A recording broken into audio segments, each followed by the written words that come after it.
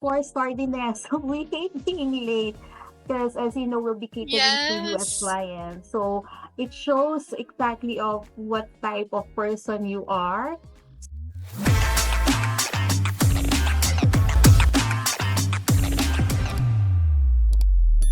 Hello, everyone. Welcome back to the Sphere Rocket Jobs YouTube channel. My name is CK, and today I have a special guest with us. And her name is Ate Lynette, and she's going to be here answering all the questions for today's topic. So, without further ado, hello po, Ate Lynette. Welcome to the channel. Hello. Hello, CK. Yes, so my name is Lynette, and I'm part of the recruitment executive department. So I'm from the senior recruitment side. So I've been here in Spear Rocket for about 2 years now and counting. So yeah, that's about it. Alrighty, so Ate Lynette, thank you so much for being here. I know you're busy, but thank you You're for making welcome. time for our video. So we're gonna jump Anything for you. straight in with the first question. Okay, so it's All the right. title of the video, Ate Lynette. What are some mistakes to avoid before applying to become a VA? All right. So there's actually a lot. But from what I can think of, I'll just mention some few of the mistakes that one should avoid to apply or before applying rather to become a virtual assistant. All right. So one of which is, of course, lack of skill. All right. So of course, applicants should know that he's at least fit for the job or for the role or for the position of a virtual assistant. That's one. And I guess one thing more also is inadequate preparation or yeah, the lack of it, the lack of preparation. So one should at least be prepared of what's in store, what's really being a VA is. And I think one also is poor communication because we know exactly what virtual assistants are. So they should have at least not a not they shouldn't sound really like a native English speaker, but at least they should know how to communicate well, especially with their US clients and stakeholders as well. And another thing that I could think of is lack of professionalism. So even if we're working on a virtual industry or in the virtual world, one should still be able to show professionalism within the work environment. So that's it for me. Love that. And I absolutely agree with you when it comes to the poor communication because a lot of our aspiring VAs, they actually ask, oh, do I have to be fluent in English? Do I need to have a perfect accent? But that is actually not true. You don't need to be 100% fluent in English Yeah. as long as you can communicate properly, as long as you understand and you also know how to express yourself, then you should be good to go. And the last thing you said about professionalism, at the Lynette, I agree. You know, even if we're working from Mhm. home, yes, we're in the comfort of our own home office, all of that, it Mhm. doesn't mean that it's just casual. Everything's casual. You still have to Mhm. treat it like a corporate job. You still have to take it Right. seriously. So those were great, great, great advice. Moving on, what are some habits when it comes to interviews? Okay, what are some habits that applicants do that are a turn off to the interviewer? All right. So, of course, I could be, of course, I'm a little testimony to this one, but yeah, one of which is, of course, lack of preparation. So, even if it's on a virtual interview, you should at least prepare for the interview. Yeah, at least dress well, dress up for the interview, and of course, not only on that side, but you should, of course, know how to answer the questions or at least be prepared with the questions or at least do some reviews or mock-ups even prior to the final interview itself. And then another thing is, of course, tardiness. We hate being late because, as you know, we'll be catering to US Yes. clients. So it shows exactly of what type of person you are. So even if you're good in what you do, if you don't show up at the right time, then it's somewhat like a red flag to us interviewers or for us recruiters. And then what else? I guess also overuse of fillers. I hate it when, well, I'm guilty of that, of course, but of course, we would like our applicants to be well versed in English, even if they're not 100% really good speakers or good English speakers. At least they should avoid using fillers or too much of it because it's quite what they call this, it's disturbing and somewhat it also shows that it's distracting actually. So especially if we're talking to US clients or yeah, US Yes. partners. All right. And then one thing also is if the applicant is talking too much or talking too little. So there should at least be a striking balance between providing relevant information and avoiding rambling or monologuing. So it's very important that the applicant answer the questions direct to the point and as concise as possible.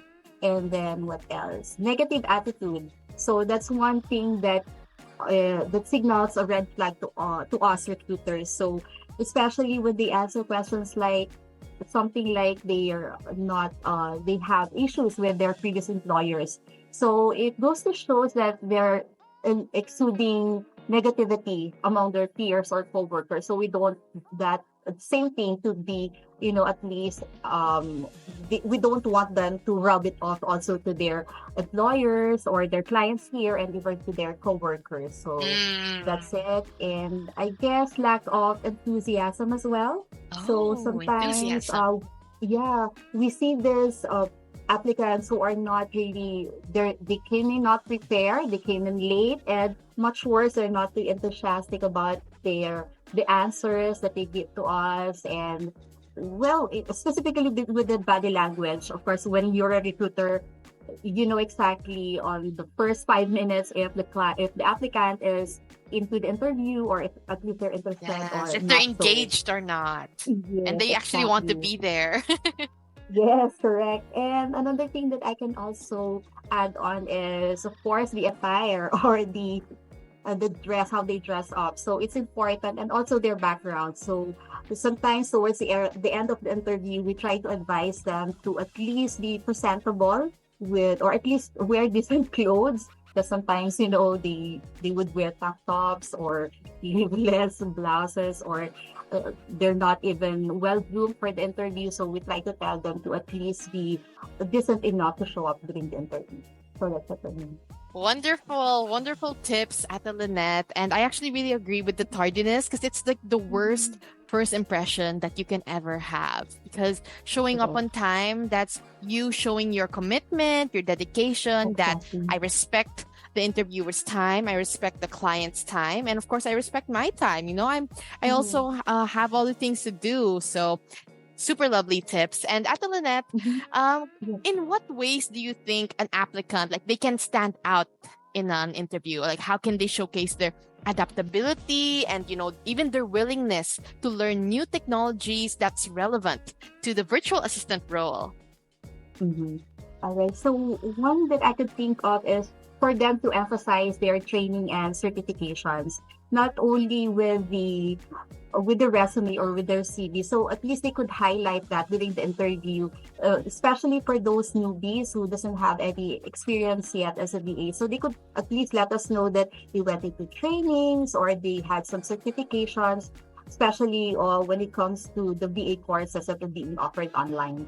And also, apart from that, they should at least give us some background on their past learning experiences that could be relevant to the skills that they would took on as a PA. And then, of course, they should at least let us know about their, or at least they should showcase their tech savvy skills. So sometimes we would ask them to rate themselves when it comes to proficiency level. But of course, it's nice to know if they would voluntarily say that they're also good at this, or they would add more softwares and tools that they failed to include with the application form. So, yeah, those are one of the few things that I could actually say about what you have asked about the how they showcase their adaptability and willingness to learn new technology.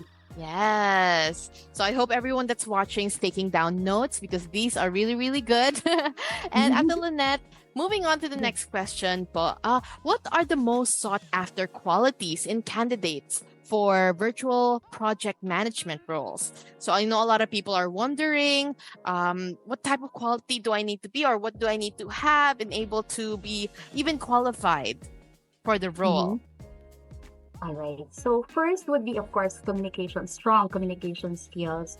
As we know, as I've mentioned earlier, we'll be talking to U.S. clients, or the applicants or the VAs will be talking majority of the time with their U.S. clients. So they should have at least strong communication skills, or at least they would be able to send a message across to their clients and to other stakeholders as well.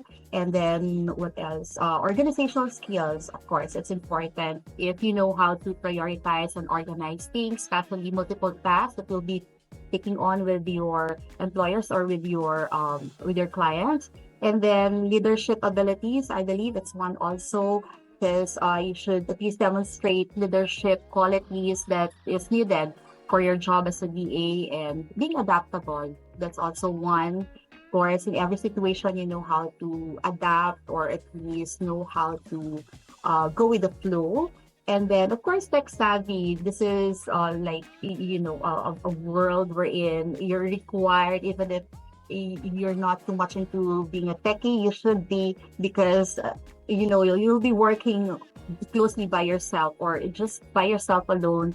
So you're supposed to know at least, you're not required really to be that 100% tech savvy, but at least know somehow how it is when it comes to softwares and technologies. And then there's a lot actually, but those are the things that I can only think of at the moment. Yes. And now we're going to move on to our last question po, which is, what are the critical mistakes to avoid when crafting a resume for remote positions in the field of virtual assistants? All right, so there's a lot. We Filipinos, sometimes we don't highlight much about our CV because we think that we can actually at least please our, or at least we could showcase everything when we talk or communicate with the clients during the final interview. So we always think about that, hayaan mo na, the CV, or I'll speak for itself na lang once I'm there already in the interview. But no, actually, our clients are very particular with how they present their CV. All right. So I think the applicant, or not I think, but the applicant should rather feel, or they should really be concise with their CV. So it should be simple, but of course, they should highlight everything, or especially their skills, their skill sets, their previous experiences that are very relevant to their role as a virtual assistant. So they should at least omit remote, they should not omit rather remote experiences, work experiences rather, no matter how short that is, because that's also relevant, of course, to the role that they would want to apply as a VA. So at least they would they already have the background, right, of a virtual world. So that's very important. And of course, they should avoid overwhelming design, or not too like girly, or too flashy. Yes, exactly, that's the term. So yeah, they should please keep it simple and precise. And what else? So exclude irrelevant information, like a biodata kind of thing that they would be writing, like their religion and their height, their weight, name of parents. That should not be included there. It doesn't seem too formal for, of course, for what they're applying for. And yeah, what else? So I think they should also highlight their achievements, their certifications, as I mentioned earlier. And yeah, that's about it. Just keep it simple. That's all for me.